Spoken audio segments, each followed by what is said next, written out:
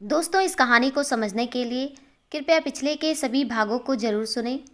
अमित के मन में बस एक ही बात चल रही थी। निशा कहीं मेरे परिवार वालों को ये तकलीफ ना पहुंचाए। गृह प्रवेश की तैयारी जल्दी जल्दी में ही किया गया। अमित की माँ शीला देवी आरती के थाल लेकर आई। अमित की छोटी बहन मिस्का चावल से भरा कलश लेकर आई और बंगले के मेन गेट पर वो कलश रख दी। मानस निशा के हाथ को पकड़ मेन गेट के बाहर खड़ा कर दिया। दादी माँ, इनकी आरती करो। शीला देवी आरती की थाल जैसे ही लेकर आती हैं, उनके हाथ से आरती का थाल छूट जाता है। ये तो बहुत बड़ा अपशगुन है। आरती के थाली को ऐसे गिरना। अमित के पिताजी राम कश्यप, आप मिथिला के बड़े बिजनेसमैन की पत्नी हैं और आप ये सब में विश्वास करती हैं। गलती से गिर गया है ये थाली आपसे। अब ज़्यादा देर ना करते हुए बहू की आरती उतारिए। जब से आई है उसी वक्त से बाहर खड़ी है। शीला देवी आरती करती हैं, फिर बहू को अंदर आने के लिए कहती हैं। निशा जैसे बंगले के अंदर अपना पहला कदम रखती है, उसी वक्त अमित की पत्नी, जो सिर्फ घर वाले और दुनिया के नज़रों में अमित की पत्नी थी, जिसका नाम पूजा सिंह, अमित से शादी के बाद पूजा कश्यप हो गया था। दोनों कॉलेज में साथ पढ़ते थे, वही दोनों की दोस्ती हुई थी। अमित उससे प्यार करने लगा था, लेकिन पूजा को कभी बता नहीं पाया क्योंकि पूजा किसी और से प्यार करती थी और ये बात अमित को पता था। लेकिन एक दिन पूजा को उसका बॉयफ्रेंड छोड़ दिया।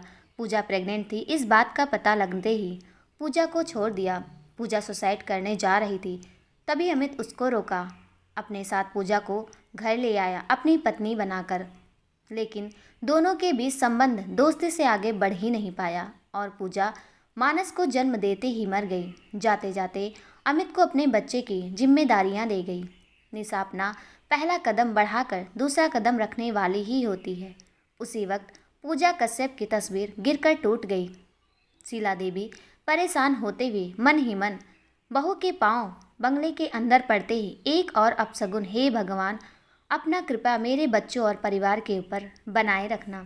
शीला देवी, मिस्का, बहू को उसके रूम में ले जाओ, काफ़ी थकी लग रही है, थोड़ा आराम कर लेगी तो ठीक लगेगा उसे। मिस्का मुस्कुराते हुए, चलिए भाभी। निशा बिना कुछ बोले मिस्का के पीछे पीछे रूम तक गई। मानस, मैं आपके साथ रुक जाऊँ माँ? मिस्का, चलो मानस, माँ को आराम करने दो, बाद में बात करना इनसे, अभी इन्हें परेशान नहीं करते हैं। मानस, ठीक है बुआ। निशा खिड़की के पास खड़ी मन ही मन कुछ सोच रही थी और खिड़की से बाहर गार्डन में उड़ते चहचहाते पक्षियों को देख रही थी। कुछ देर बाद सबसे छुपते छुपाते मानस निशा के पास आता है। मानस कान पकड़ते हुए, सॉरी। निशा का ध्यान बाहर से हटा, फिर मानस को देखती है। निशा, आप मुझे सॉरी क्यों बोल रहे हैं? मानस मायूस होकर, मैंने आपसे बिना पूछे आपको माँ कहा इसलिए। दादी को कहते हुए सुना था पापा शादी कर लिए हैं, फिर मुझे पता चला पापा की शादी आपसे हुई है। मेरी माँ की भी शादी मेरे पापा से हुई थी, फिर आपकी भी हुई। मैं दादी से पूछा आपको मैं क्या कहकर बुलाऊं, तो उन्होंने मुझसे कहा, बेटा मानस, ये तुम्हारी नई माँ है, इसलिए बिना आपसे पूछे आपको माँ बुला रहा था, सॉरी। निशा कुछ नहीं बोल रही थी, बस मानस को बोलते देख सुन रही थी। निशा घुटने के बल मानस के सामने बैठ गई। पहले आप ये कान छोड़ो। निशा मानस का हाथ कान को छुड़ाकर हटाती है। उसके बाद मानस को हंसने के लिए कहती है। मानस नहीं हंसता है, उसके सामने अपना मुंह लटका खड़ा रहता है। निशा मानस का हाथ पकड़ अपने गोद में बैठाती है। उसके बाद निशा, आप नहीं हंसोगे? मानस, मुझे हंसी नहीं आता, मैं अच्छा बच्चा नहीं हूँ ना, सब मेरे स्कूल में मुझे चिढ़ाते हैं। मानस बहुत बुरा बच्चा है, इसलिए इसकी माँ इसे छोड़कर बचपन में ही चली गई। उसके बाद मानस रोने लगता है। निशा मानस को झट से सीने से लगाती है। बेटा, रोना बंद करो, आप अच्छा बच्चे हो और आपकी कोई गलती नहीं है और आप मुझे माँ बुला सकते हैं, लेकिन उससे पहले आपको मुझसे दोस्ती करनी पड़ेगी। आप करोगे क्या? मानस मायूस आवाज़ में, हाँ करूँगा आपसे दोस्ती। निशा अपना हाथ आगे बढ़ाते हुए, अब आप भी हाथ आगे बढ़ाओ ताकि हम दोनों दोस्ती पक्की करें, हाथ मिलाकर। उसी वक्त निशा को कॉल आया। फ़ोन का रिंग टोन सुनकर इधर उधर फ़ोन को ढूंढने लगती है। रिंगटोन की आवाज़ निशा के पर्स से आ रही थी। निशा फ़ोन को पर्स से निकाल देखी तो स्क्रीन पर सिया नाम फ्लैश हो रहा था। फ़ोन को स्लाइड कर निशा कान से लगाई।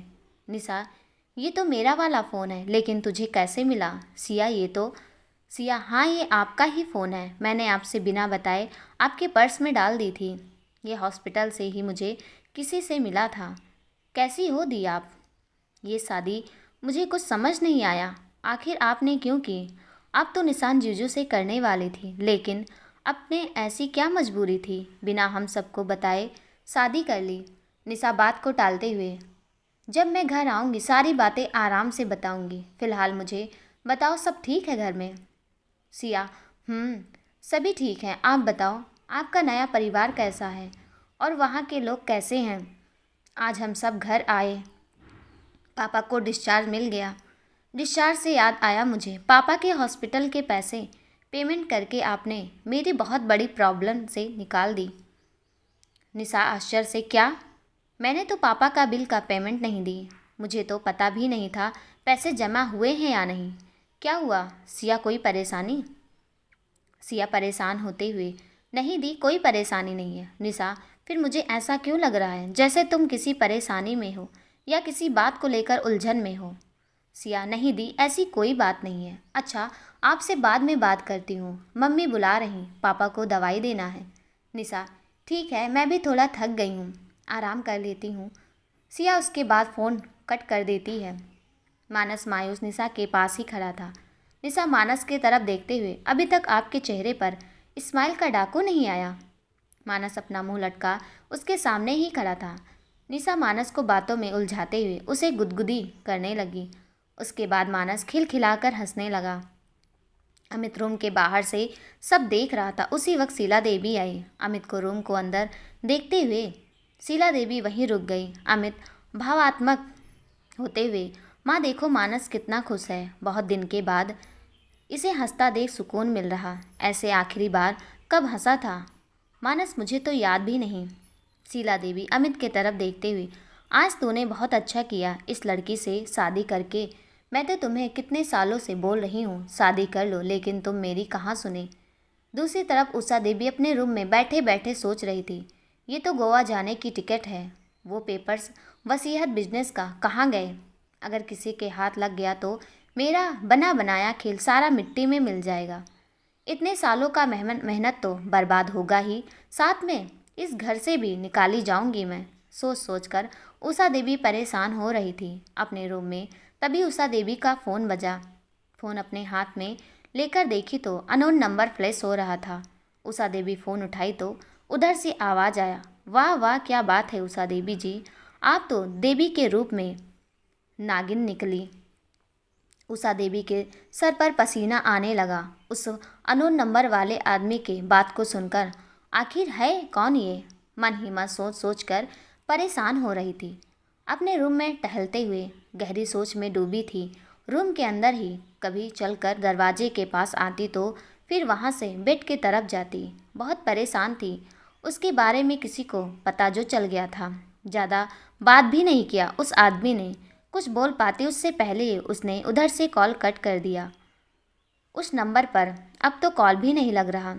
जब कॉल कर लगा रही हूँ, फ़ोन आउट ऑफ नेटवर्क बता रहा है। अब क्या करूँ मैं, कैसे पता लगाऊँ? उसी वक्त रूम में जीवन वर्मा आते हैं उषा देवी को परेशान देकर। जीवन वर्मा आराम से, क्या हुआ श्रीमती जी, आप कुछ परेशान लग रही हैं। जब से गांव से आई हैं आप कुछ परेशान लग रही हैं। वहाँ सब ठीक तो है? उषा देवी नजरें चुराते हुए, जी नहीं, ऐसी कोई बात नहीं है, मैं परेशान हूँ नहीं तो गांव में भी सब ठीक है। जीवन वर्मा, फिर आपके सिर पर ये परेशानी का पसीना क्या कर रहा है? अगर कोई तकलीफ़ या परेशानी है तो मुझे बता सकती हो आप।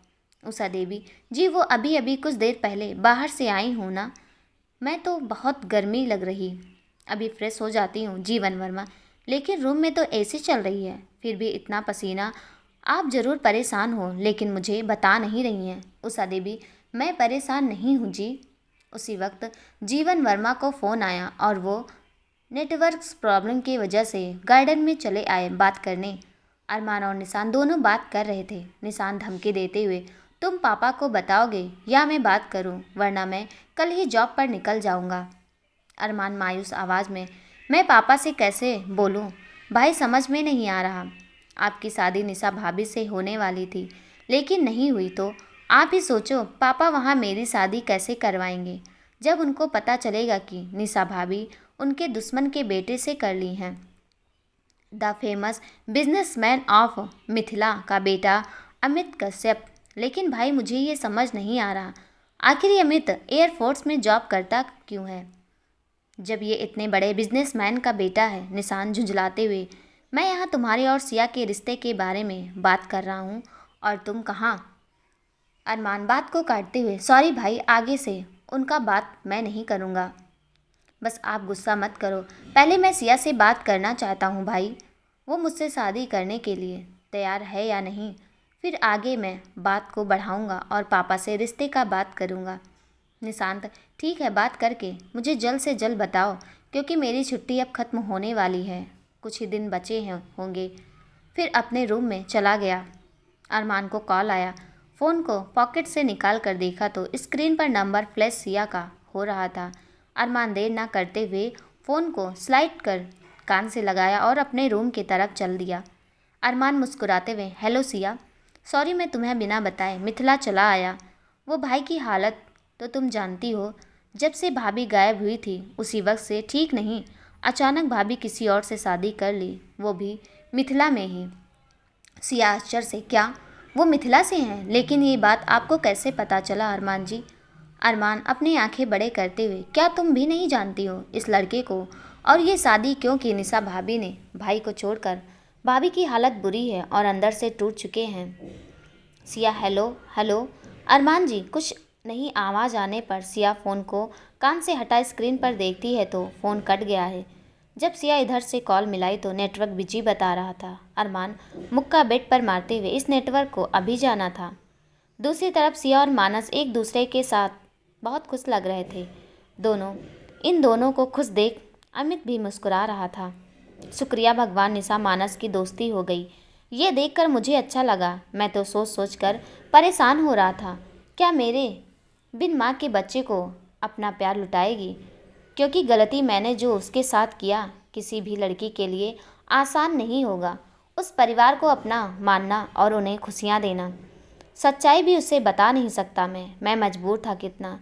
मैं किसी से वादा किया हूँ, मेरी सांसें जब तक रहेगा मुझ में, उस वक्त तक मैं मानस का हिफाजत करूँगा। मुझे पता है जब उसे सच्चाई का पता चलेगा वो मुझे माफ़ कर देगी। मैं भविष्य में आपका साथ दोस्त बनकर निभाऊंगा, क्योंकि पूजा के अलावा मेरे दिल में कोई जगह नहीं सकती और ना मैं किसी को जगह दूंगा। निशा जी, खुद से वादा करता हूँ आपको मेरे या मेरे परिवार की वजह से कोई तकलीफ़ भी नहीं मिलेगा। वो सारी खुशियाँ दूंगा मैं आपको जिसकी हकदार हो आप। बस अपने दिल में और करीब रहने का इजाज़त नहीं दूंगा। वैसे भी आपको कभी मेरे करीब आने की ज़रूरत भी नहीं पड़ेगी, क्योंकि आप मुझसे बेशुमार नफ़रत जो करती हैं। अमित वहाँ से चला जाता है। मानस मुस्कुराते हुए, अभी मैं जाता हूँ, बाद में फिर से आऊँगा। निशा मुस्कुराते हुए, अच्छा ठीक है, अभी आप जाओ। बेड पर बैठी बैठी निशा कुछ सोच रही होती है, तभी वहाँ मिस्का आई कुछ साड़ियाँ और गहने लेकर। मिस्का, भाभी आप ये लीजिए, कुछ गहने और साड़ी हैं, माँ आपके लिए भेजी हैं, आप तैयार हो जाना, शाम को आपके और अमित भाई के लिए पार्टी रखी गई है। बेड पर गहने और साड़ी को रखते हुए, अच्छा भाभी मैं चलती हूँ, आपको कुछ ज़रूरत पड़ी तो मुझे बुला लेना। टेबल पर एक डायरी पड़ी है जिसमें सभी घरवालों के नंबर हैं। मिस्का रिलैक्स होकर सोफे पे बैठ गई। कब से बंगले के सजावट में लगी थी, फाइनली सब कुछ समय से पहले हो गया। अपने उंगली पर गिनते हुए सजावट हो गया, खाने का अरेंजमेंट भी हो गया है, दुल्हा दुल्हन के लिए स्टेज भी तैयार है। और सोचते हुए, क्या बच रहा है, कुछ कमी तो नहीं? माँ देखो सब कुछ सही है ना, सजावट कैसी है, कुछ कमी तो नहीं? शीला देवी मुस्कुराते हुए, सजावट तुम करोगी और अच्छा न लगे, ऐसा हो सकता है क्या? बस एक चीज़ की कमी है मिस्का बेटा। मिस्का अपने आंखें बड़े करते हुए, क्या कमी रह गई अब? शीला देवी मुस्कुराते हुए, अरे पगली कुछ नहीं, दुल्हा और दुल्हन दोनों स्टेज पर सज धज के आ जाएं जल्दी तो इस पार्टी में चार चांद लग जाएगा। मिस्का सोचते हुए, मैं अभी देखती हूँ माँ, भाभी तैयार हुई हैं या नहीं? वहाँ से मिस्का निशा के रूम की तरफ बढ़ रही थी। तभी मिस्का को उसकी दोस्त सीनू का फ़ोन आया। मिस्का फ़ोन को स्लाइड कर अपने कान से चिपकाई। अभी कहाँ है तू? आई क्यों नहीं अभी तक? तुझे पता है ना मैं तुमसे क्या बोली थी? सीनू फ़ोन के दूसरी तरफ से। अरे हाँ बाबा, याद है मुझे। मैं वहीं जा रही, टीना को साथ लेकर आ जाऊंगी जल्दी। अब तू फ़ोन रखेगी नहीं तो मैं आऊँगी कैसे? मिस्का, अच्छा ठीक है, तुम लोग जल्दी आओ, मैं भी तैयार हो जाती हूँ। फिर अपने रूम में चली जाती है। दूसरी तरफ सिया अरमान के पास दूसरी बार कुछ देर के बाद करती है। अरमान अपने रूम में ही था। सिया गुस्सा करते हुए, पहले तो फ़ोन आउट ऑफ नेटवर्क बता रहा था, दोपहर से शाम हो गई, आपका फ़ोन बिजी बता रहा था। कहाँ थे इतने वक्त से बिजी? लगता है कोई और मिल गई है आपको, इसलिए आप मेरे कॉल्स को अनदेखा कर रहे थे। मैं कुछ पूछ रही हूँ आपसे, आपको कुछ सुनाई दे रहा है या नहीं? कुछ तो रिप्लाई कीजिए। लगता है आजकल आपको बोलने में पैसे लग रहा है। उधर से कुछ रिप्लाई नहीं आया, क्योंकि अरमान नींद में ही कॉल रिसीव करके फ़ोन से सो जाता है। सिया परेशान हो गई बहुत। मैसेज का भी रिप्लाई नहीं दे रहा था अरमान, और कुछ बोला भी नहीं कॉल पर। सब ठीक तो है वहाँ? सिया कॉल करने के बाद फिर से लगाई। इस बार अरमान कॉल भी नहीं उठाया। लगता है शायद सो गए अरमान जी। सिया, आप क्यों सो गए अरमान जी? कितना मन था मेरा आज आपसे बात करने का, लेकिन आप खैर, सिया कहते हुए नींदों में खो जाती है। निशा गुस्से में अमित के ऊपर चिल्लाते हुए, आज पार्टी में आपकी इज्जत का धज्जिया ना उड़ाई तो मेरा नाम भी निशा शर्मा नहीं है। शादी ज़बरदस्ती करने के बाद मुझ पर अपना हक जमाना चाहते, वो भी ज़बरदस्ती। तुम तो गलत हो अमित कश्यप। एक बात और, तुम किसी बहाने से मेरे पास नहीं आया करो, समझे? जब देखो तुम किसी ना किसी बहाने से मेरे ऊपर गिरते रहते। खुद को संभालो और सीखो भी।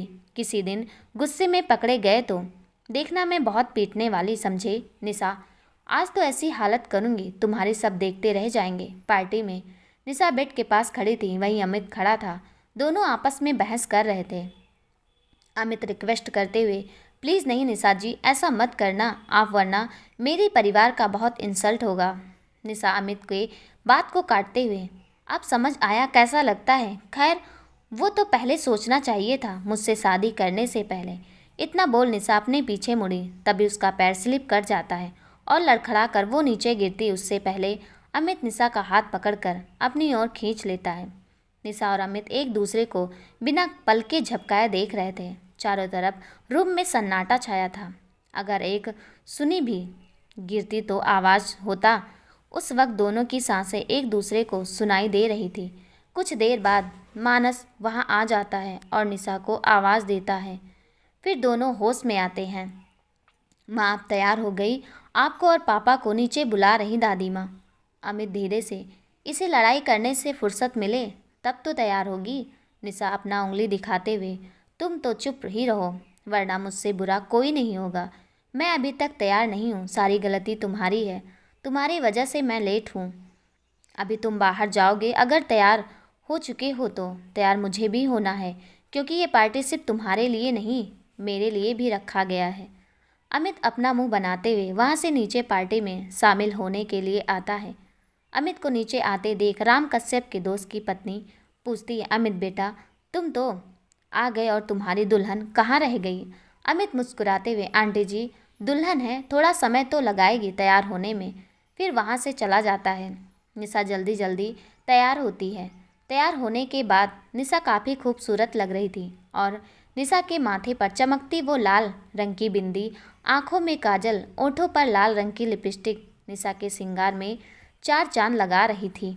निशा 16 श्रृंगार करने के बाद बहुत खूबसूरत लग रही थी, जैसे आसमान से कोई अभी अभी परी उतरी हो। सजने संवरने के बाद लग रही थी कि कोई नई नवेली दुल्हन है। शीला देवी मिस्का को बोली, जाओ ऊपर से बहू को लेकर आओ। लेकिन मिस्का अपनी फ्रेंड सीनू और टीना का इंतजार कर रही होती है। मिस्का मुंह बनाते हुए, आप ही भाभी को ले आओ ना, मैं सीनू और टीना का इंतजार कर रही, आप ही जाकर ले आओ।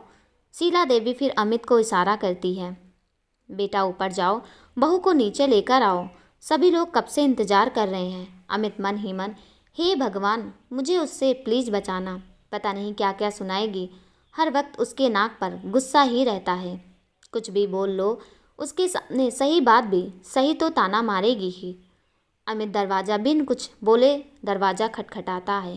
निशा बिना दरवाजे की तरफ देखे अंदर आने के लिए कहती है। निशा अपने उलझे जुल्फों में कंघी कर रही थी, तभी दबे पांव अंदर आ जाता है। निशा अपने बालों को आगे कर कंघी करती है। निशा अपने बालों को पीछे करते हुए पीछे गजरा पकड़ाती है। अमित चुपचाप गजरा पकड़ लेता है। मिस्का, आप जरा मेरे बालों में ये गजरा लगाना, वैसे भी मुझे बहुत देर हो गई है। सब उस बिन पूँछ वाले बंदर के वजह से हुआ है। सारी गलती उस बंदर की है। शकल तो है ही बंदर के जैसा। भगवान जी कम से कम हरकतें तो ना देते बंदर की तरह। अमित झुंझलाते हुए, क्या मतलब है तुम्हारा? मैं बंदर हूँ, बंदर की तरह दिखता हूँ और हरकतें भी उसी के जैसा करता हूँ। निशा अपने बड़े आंखें करते हुए दरवाजे के बाहर देखी। मिस्का कहाँ गई? मैं तो उन्हीं को कॉल की थी, वो बोली कि मैं अभी आ रही हूँ भाभी।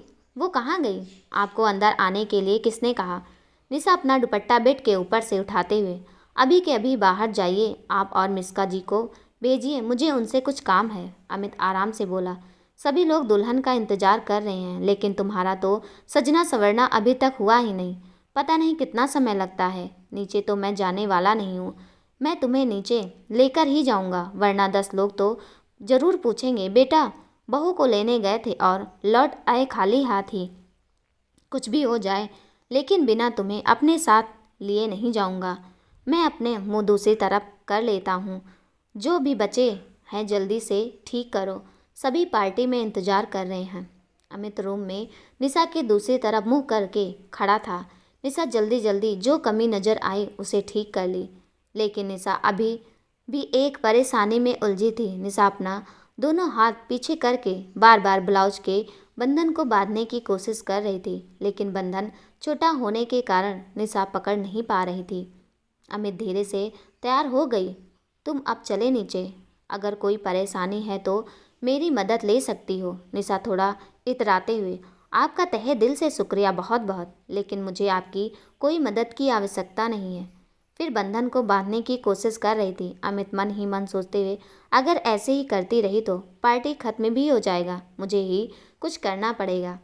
अमित अपने नज़रें नीचे झुकाकर निशा की तरफ मुड़ा और थोड़ा पास जाकर बंधन को बांध दिया। निशा बोलती रही, छोड़ो तुम, मैं कर लूँगी। अमित के बंधन बांधने के बाद निशा गुस्सा हो गई। निशा अमित को उंगली दिखाते हुए, इतनी हिम्मत अमित? अमित को बीच में काटते हुए, अपने दोनों हाथों को जोड़कर, मुझ पर कृपा रहम करो। गुस्सा और लड़ाई तुम बाद में करना मुझसे, लेकिन अभी तुम पार्टी में चलो। अगर कोई परेशानी है तो बोलो, मैं जाकर कह दूंगा तुम्हारी तबीयत अचानक खराब हो गई। निशा, ओह, तो आप दुनिया वालों को ये दिखाना चाहते हैं कि मैं अपने बीबी का कितना ख्याल रखता हूँ? वो तो नीचे पार्टी में चलेगा, आपको मैं कुछ ऐसा करूँगी जिससे आपका बना बनाया इज्जत मिट्टी में मिल जाएगा। अब चलें पार्टी में या यहीं रहना है? मैं तो चली, आपको आना है तो आओ, वरना इसी रूम में सड़ते रहो। बिना पूछ वाले बंदर दोनों पार्टी में आए। आते ही दोनों जाकर स्टेज पर खड़े हो गए। सभी बड़ों से दोनों बारी बारी से आशीर्वाद लिए। मिस्का मुस्कुराते हुए, क्या यार, कितना वक्त लगा दी तुम लोग, कब से इंतजार कर रही हूँ मैं। टीना अपना सिर पकड़, कभी कभी ट्रैफिक भी कितना वक्त बर्बाद करवा देता है, ऊपर से गाड़ियों का शोर सिर दर्द का कारण बन जाता है। मिस्का, बाकी की बातें बात में, चलो अभी तुम दोनों मैं भाभी से मिलवाती हूँ। सीनू अपना पेट पकड़, मुझे तो ज़ोर से भूख लगी है, पहले मैं कुछ खाऊंगी फिर भाभी से आराम से मिलूंगी। टीना स्टेज की तरफ देखते हुए, चलो मिस्का, इसे कुछ खिलाते हैं, वरना इसके पेट के चूहे और ये दोनों सुसाइड कर लेंगे। फिर तीनों हंसने लगती हैं। सीनू, हाँ यार, मेरे पेट के चूहे और मैं सुसाइड यही कर लेंगे, कुछ देर और खाना नहीं मिला तो। दोनों अभी स्टेज के पास कितना भीड़ भी है। शीला देवी से पार्टी में आई एक औरत बोली, यही है आपकी बहू? इसे तो मैं बहुत अच्छी तरह से जानती हूँ और पहचानती भी हूँ, लेकिन ये मुझे जानती है या नहीं मुझे नहीं मालूम। औरत बोली, बहुत संस्कारी है ये लड़की, इसका घर पटना में है, ये मेरे पति के दोस्त के इसके पिताजी, बहुत अच्छा परिवार है। शीला देवी मुस्कुराते हुए, बहुत बहुत शुक्रिया बहन। देखने में ही पता चल रहा है ये संस्कारी लड़की है और खूबसूरत भी बहुत है। आपके तो भाग्य ही खुल गए शीला बहन, सुंदर और सुशील बहू पाकर। टीना अपना सिर पकड़, ये भूखा लड़की कितना खाएगी यार। चल अब मिस्का के भाभी से तो मिलते हैं। भैया और भाभी दोनों को शादी की बधाई देते हैं। सीनू गुलाब जामुन मुंह में डालते हुए, आह क्या स्वाद है इनमें। ऐसा गुलाब जामुन तो सिर्फ रईसों के पार्टी में ही मिलेंगे खाने के लिए। टीना तुम्हें गुलाब जामुन नहीं खाना तो मत खाओ, लेकिन मुझे परेशान मत करो, आराम से खाने दो मुझे। कितने दिनों बाद ऐसा गुलाब जामुन खा रही, ऊपर से तुम। टीना अपना मुंह बनाते, अपना सेहत देख तू कितना मोटी हो गई है। अब क्या अपना वजन 80 केजी से 1 क्विंटल तक पहुंचाना चाहती है। ओहो ये लड़की है नहीं मानने वाली। खा गुलाब जामुन, वो भी ठूस ठूस कर। मैं तो जा रही भाभी से मिलने और खूब सारी सेल्फी भी लूँगी मैं। टीना स्टेज के तरफ गई, बहुत मुश्किल से निशा को बधाई दी और सेल्फी भी ली। भाभी सच कहूँ तो मैं तो कटरीना के बाद अपनी फ़ैन बन गई हूँ। आपसे तो ढेर सारी बातें अभी करनी है, लेकिन दूसरे दिन आऊँगी मैं आपसे मिलने। निशा मुस्कुराते हुए, जी शुक्रिया, मुझे इंतज़ार रहेगा जब आप आएंगी। टीना मुस्कुराते हुए, बहुत जल्द आपसे मिलूंगी मैं, कोशिश करूंगी। रात के 12 बज चुके थे। पार्टी लगभग खत्म होने ही वाली थी। सभी अपने अपने घर जा रहे थे। 12:30 बजे तक लगभग सभी गेस्ट अपने अपने घर चले गए थे। मिस्का अपना सिर पकड़ अपनी माँ से, बहुत सिर में दर्द हो रहा है माँ। पार्टी के भाग दौड़ में शीला देवी सारे गिफ्ट समेट कर बहू के रूम में पहुँचा दो, फिर जाकर तुम आराम करो। मिस्का मुँह बनाते हुए, मुझसे कुछ नहीं होगा माँ, अब और कुछ काम, मैं थक गई हूँ, मैं तो चली सोने। शीला देवी, ये लड़की भी ना मेरा कहाँ एक भी काम नहीं करती है। संताबाई कहकर आवाज़ देती है। संताबाई आती है। संताबाई, जी मैडम जी, कुछ काम था आपको मुझसे। शीला देवी सोचते हुए, हाँ वो सारे गिफ्ट्स बहू के रूम में पहुंचवा दो। इतना सुनते ही शांता बाई स्टेज के तरफ बारी बारी करके सारे गिफ्ट को निशा और अमित के रूम में पहुंचा दी। शीला देवी मुस्कुराते हुए, बहू अब तुम भी अपने रूम में जाओ। अमित शायद ऊपर रूम में तुम्हारा इंतजार कर रहा है या किसी को बाहर तक छोड़ने गया है। जाओ आराम करो तुम। निशा बिना कुछ बोले अब ऊपर रूम में चली जाती है। जाने के बाद निशा रूम को बस देखती रह जाती है। कितना सुंदर से सजाया गया है ये रूम।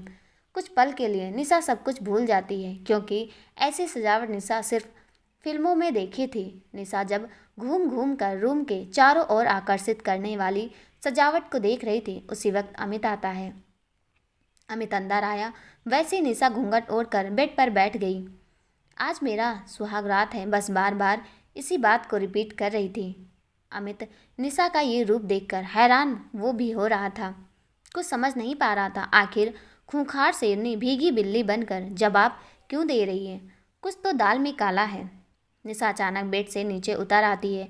घूंघट में चेहरे को छुपाए टेबल पर रखा दूध का गिलास को उठाकर अमित को देते हुए प्यार से बोलती है, लीजिए पी लीजिए अमित जी, आज हम दोनों का सुहाग रात है ना। उसके बाद जोर जोर से हंसने लगती है। अमित मन ही मन, इसे क्या हो गया है, ऐसी हरकतें क्यों कर रही है। ये लड़की नहीं, पूरी की पूरी आफत है।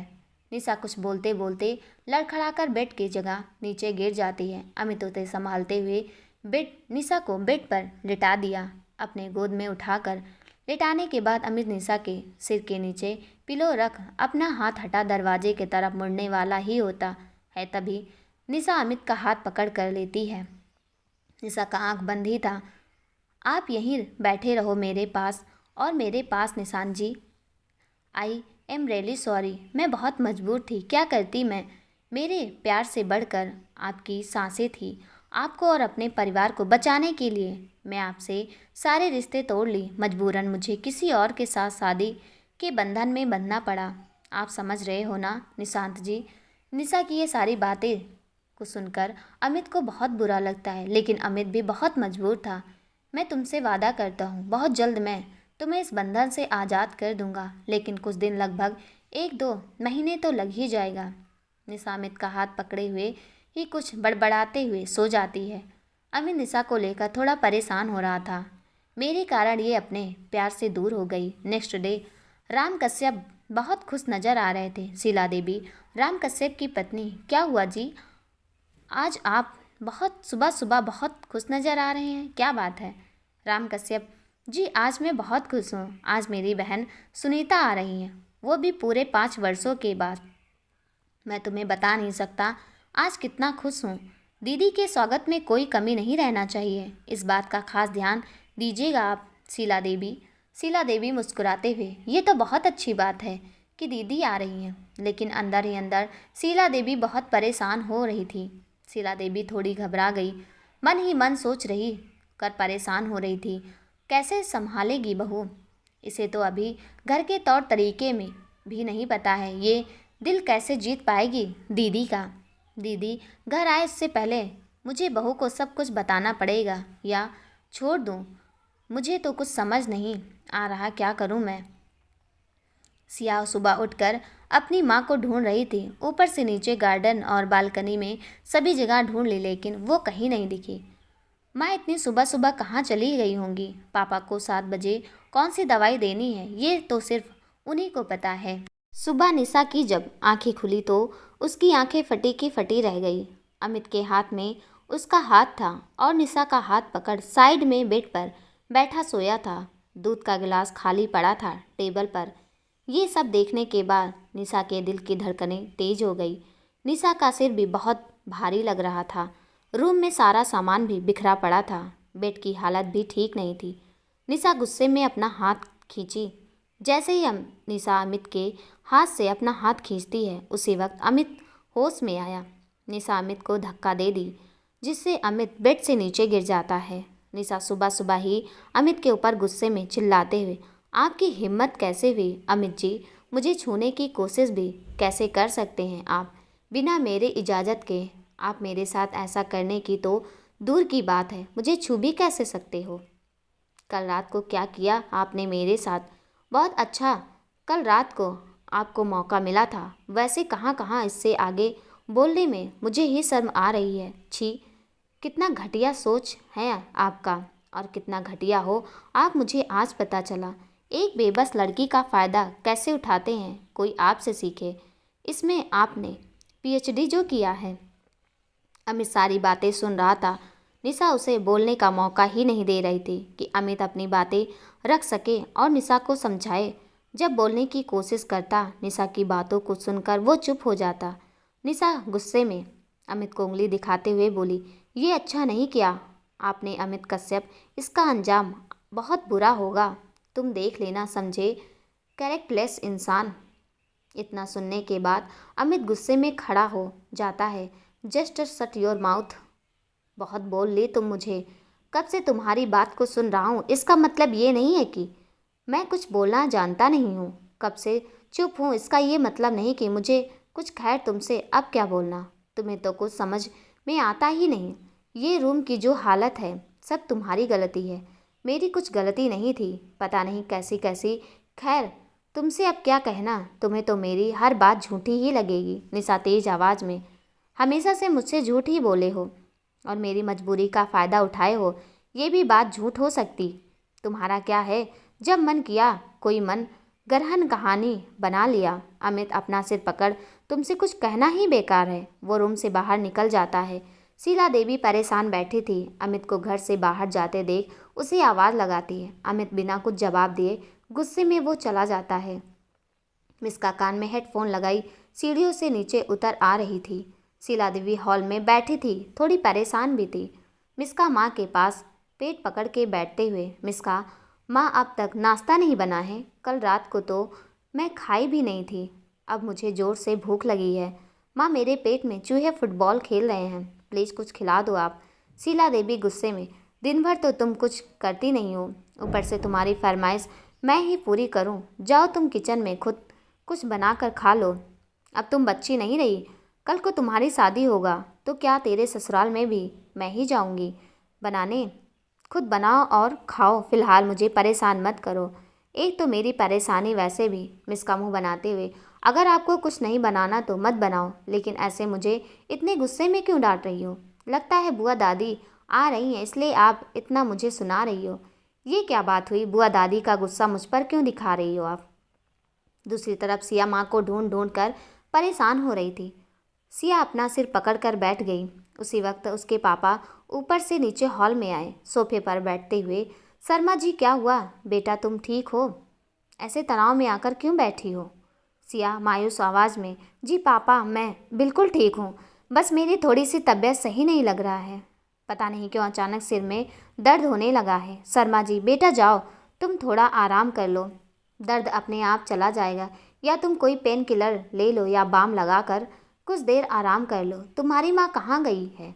सुबह से मुझे दिखी नहीं है। मेरे ब्रेकफास्ट का समय हो गया है और दवा भी खाना है, लेकिन उनका कुछ पता नहीं कहाँ गई है। सिया, ब्रेकफास्ट मैं लाती हूँ पापा, आप थोड़ा सा समय दीजिए, बाम लगा लेती हूँ और फिर आपके लिए ब्रेकफास्ट लाती हूँ। सिया उठकर टेबल पर रखा बाम की तरफ बढ़ती है। उसी वक्त सिया की माँ अंदर आती है। शर्मा जी अपनी पत्नी को बाहर से आता देख पूछते हैं, आप कहाँ से आ रही हैं? आपको तो मेरी बिल्कुल फिक्र नहीं, बस इस बच्ची पर सारा जिम्मेदारी देकर चली जाती हैं। शर्मा जी थोड़ा गुस्से में बोलते हैं। उनकी पत्नी, इतना गुस्से में आकर क्यों बोल रहे हैं? मैं कोई बाहर घूमने नहीं निकली थी। वो पड़ोस में सुधा देवी रहती हैं, जिसके पति आर्मी से रिटायर हैं, उन्हीं के घर गई थी। सुनिए ना जी, उनका दूर का कोई रिश्तेदार है और उनका कोई बेटा है जो अभी विदेश में बिजनेस का पढ़ाई करता है। तो वो पूछ रही थी कि अपनी सिया से शादी की बात चलाए। अभी वो इस शहर में आने वाला है, एक बात करने में क्या जाता है। परिवार बहुत रुतबे वाला है, हमारी बेटी वहाँ राज करेगी। शर्मा जी सोचते हुए, बिना सिया से पूछे मैं इस बारे में कुछ नहीं कह सकता हूँ। एक बार सिया से इस बारे में बात कर लो, फिर आप उनसे शादी के बारे में कहना। सिया अपने रूम में उसी वक्त चली जाती है जब उसकी माँ दरवाजे से अंदर आ रही थी। उषा देवी की परेशानी नहीं जा रही थी, क्योंकि उनके सच्चाई के बारे में किसी को पता चल गया था, लेकिन वो इंसान कौन है ये उषा देवी को पता नहीं था। जीवन वर्मा, उषा देवी से, क्या हुआ आपको? जब से गांव से आई हैं उसी दिन से आप बहुत परेशान रह रही हैं। ना तो ठीक से खाना खाती हैं और ना ही ठीक से सुबह ब्रेकफास्ट करती हैं। अगर कोई तकलीफ़ है तो मुझसे साझा कीजिए। उषा देवी षड्यंत्र से भावना से, जी वो सोच रही थी कि निशान की शादी करवा दें। आपको तो नहीं पता होगा, निशान के सारे रिश्ते तोड़ ली और किसी और से शादी कर ली। बेचारा मेरे बेटे का उसने दिल तोड़ दिया। अब निशान देखते हैं उसको कितना वो उखड़ा उखड़ा सा रहता है। मैं समझ सकती हूँ जी, उसका दर्द क्या बीत रही होगी उस पर। आखिर माँ जो हूँ मैं, अपने बेटे का दर्द मैं नहीं समझूंगी तो कौन समझेगा? वर्मा जी सोचते हुए, आप सही बोल रही, कई दिनों से देख रहा हूँ मैं, वो कुछ परेशान परेशान सा रहता है। कुछ पूछता हूँ तो वो मैं ठीक हूँ पापा बोलकर हल्की सी मुस्कान दे देता है। लेकिन एक परेशानी है, लड़की। उषा देवी सोचते हुए, आप फिक्र मत करो, मेरी नज़र में एक लड़की है जो निशान से खुशी खुशी शादी करने के लिए तैयार है। वो जीवन वर्मा गंभीरता से, आप थोड़ा सा इंतज़ार कीजिए, मैं जल्दी निशान से शादी के बारे में बात करता हूँ। शीला देवी परेशानी में अपना सिर पकड़कर हॉल में सोफे पर ही बैठी हुई थी। तभी दरवाजे के तरफ से दरवाज़ा खुलने का आवाज़ आता है। आवाज़ को सुनकर शीला देवी दरवाजे की तरफ देखती हैं। दीदी आप, अभी आप तो शाम को आने वाली थी, दीदी सुनीता बिहारी टोन में बोली। शीला देवी के बात को बीच में काटते हुए, तुम क्या चाहती हो? अभी हम घर के बाहर चले जाएं, तब तक शाम नहीं होगी, हम बाहर भटकते रहेंगे। शीला देवी मुस्कुराते हुए, नहीं दीदी, मेरा वो मतलब नहीं था, खैर चलिए अंदर। शीला देवी बोली और रामू को आवाज़ दी, दीदी का सारा सामान उनके कमरे में पहुंचा दो। सुनीता इधर उधर नज़रें घुमाते हुए, नई बहुरिया नहीं दिख रही, मुझे कहाँ है? बताई नहीं का हम आ रहे हैं बुआ दादी, उनके हाथ का चाय पीना है, तनिक हमार सिर भारी लग रहा है, वो है कि कहीं दिख ही नहीं रही। शीला देवी सोफे से उठते हुए, दीदी चाय मैं बनाकर लाती हूँ, आप थोड़ा सा इंतज़ार कीजिए। सुनीता दीदी तेज आवाज़ में, नहीं तुम बैठो, मुझे चाय तुम्हारे हाथ का नहीं, तुम्हारी बहुरिया के हाथ का पीना है, उसे तनिक आवाज़ लगाई दो। शीला देवी हिचकिचाते हुए, जी दीदी अभी बुलाती हूँ मैं। फिर निशा को आवाज़ लगाई। निशा। शीला देवी को आवाज़ सुनकर निशा ऊपर से नीचे आई। निशा अपने सिर पर आंचल रखना भूल गई थी और बिना आंचल अपने सिर पर रखे वैसे ही नीचे बुआ दादी के सामने आ गई। बुआ सास अकड़ के जब निशा आशीर्वाद ले रही थी। यही है तुम्हारी बहू, जिसकी तुम तारीफ पर तारीफ किए जा रही थी। तुम इसको तो ये भी नहीं पता, अपने सास के सामने सिर पर हमेशा पल्लू रख कर आना चाहिए। कौनो संस्कार दी हो कि नहीं अपने बहू को, बस सुंदर चेहरा देखकर उठा लाई बहू घर माँ। इससे संस्कारी तो हमारी बहुरिया है गांव में। सुनीता दीदी निशा को ऊपर से नीचे ताड़ रही थी। दिखने में तो ठीक ठाक हो, वो सब छोड़ो, मेरे लिए तनिक अदरक वाली चाय बना कर लाओ। देखें जरा तुम्हें रसोई का काम धाम भी आता है या नहीं, सिर्फ सजने संवरने में ही। निशा मन ही मन, भगवान जी कहाँ फंसा दिया मुझे आपने, ये कहाँ से आ गई, इनको तो बोलने का तमीज़ भी नहीं है। लगता है अब मेरी खैर नहीं, ये बुढ़िया मुझे नौकरानी बना कर छोड़ेगी। जंग लड़ने के लिए अब तैयार हो जाओ निशा, ये तो भूखी शेरनी की तरह है, कब तुम्हें खा जाए ये तुम्हें भी नहीं पता। निशा अपना मुंह बनाते हुए किचन की तरफ गई, लेकिन उसे तो कुछ पता भी नहीं था किचन में कौन सी चीज़ कहाँ रखा है। मिस्का भी नहीं थी घर पर, वो कॉलेज जा चुकी थी। निशा सोच रही थी अब चाय कैसे बनाए हो। शीला देवी दीदी से, मैं आपके लिए कुछ खाने को लाती हूँ दीदी, तब तक चाय बन जाएगी। दीदी जैसे ही हामी भरती है, शीला देवी जल्दी से किचन जाकर निशा को सब कुछ बता देती है। कौन सी चीज़ किचन में कहाँ है। बेटा चीनी बहुत कम रखना चाय में, वरना दीदी बहुत गुस्सा हो जाएंगी। और झटके में एक प्लेट गुलाब जम दीदी के सामने रखी। दीदी गुलाब जामुन के तरफ देखते हुए, ई कालाई बहुरिया, इसे हटाओ, हमें शुगर की बीमारी हो गई है, अब इसे मैं खा नहीं सकती। निशा अदरक वाली चाय ले आई, बुआ को देते हुए, ये लीजिए आपका अदरक वाली चाय, और अपने सासू माँ को भी चाय देकर वहाँ से चली गई। उसे याद आया मानस ने स्कूल से आने के बाद खाना तो खाया ही नहीं। दूसरी तरफ सिया आज बहुत खुश नज़र आ रही थी, क्योंकि उससे मिलने अरमान पटना आने वाला था। शर्मा जी और उनकी पत्नी घर पर नहीं थे। मौका अच्छा था घर से जाने के लिए। कबर्ड से सारे कपड़े निकाल बेड पर फैला दी। कौन सा पहनूं मैं, मुझे कुछ समझ नहीं आ रहा है। अरमान जी से वीडियो कॉल कर पूछूं क्या। नहीं, अरमान जी कार ड्राइव कर रहे होंगे। ऐसा करती हूँ ये पीले रंग का वाला फ्रॉक और लाल रंग का दुपट्टा पहन लेती हूँ। ये रंग अरमान जी को बहुत पसंद है, आखिर उन्होंने ही तो ये ड्रेस मुझे गिफ्ट किया है। अब देर न करते हुए सिया जल्दी से तैयार हो गई। तैयार होकर घर से निकल गई। अरमान को कॉल की, लेकिन कॉल नहीं लगा। सिया बताए हुए एड्रेस की तरफ जा रही थी। परेशान होते हुए अरमान को बार बार कॉल कर लगा रही थी और मन ही मन सोच रही थी अभी तो फ़ोन बिजी बता रहा था, अब कुछ ही सेकंड में ये फ़ोन बंद क्यों बताने लगा। अरमान जी तो ठीक है ना। सिया मेन मार्केट की तरफ से जा रही थी। मार्केट में भीड़ भी काफ़ी थी। सिया बहुत परेशान थी। सोचते हुए बस रास्ता चलती जा रही थी। सिया का ध्यान आगे ना रहने के कारण उसका पैर केले के छिलके पर पड़ गया, जिससे सिया स्लीप कर गई और साइड में खड़ा एक लड़के के बाहों में गिर पड़ी। गिरने के बाद सिया का चेहरा दुपट्टे से आधा ढका था। वो लड़का दिखने में शायद कोई विदेशी था। सिया को बस देखे जा रहा था।